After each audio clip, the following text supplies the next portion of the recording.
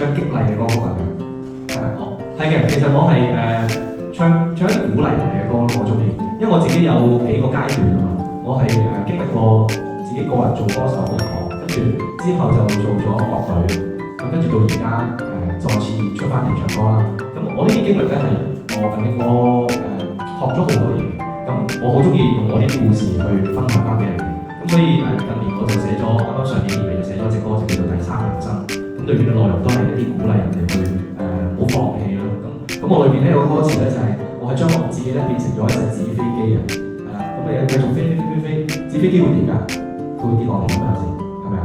咁但係咧，如果跌咗落嚟，冇人執起佢再飛，或者佢遇到一啲氣流突然間一股風吹過嚟，可能會又再上升。咁所以咧呢一個就係我想帶出嘅一個意思就係、做人就係有起有跌嘅。咁你但係咧一定要好好把握同堅持，同埋一定好多謝你身邊嘅幫你嘅人咯，爸爸媽媽啦、老師們啦，佢哋全部都喺身邊幫你執起呢隻紙飛機再飛嘅人嚟。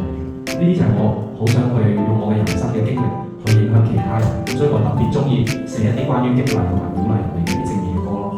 希望你都要聽我翻去，叫做《第三人生》知唔知道？OK。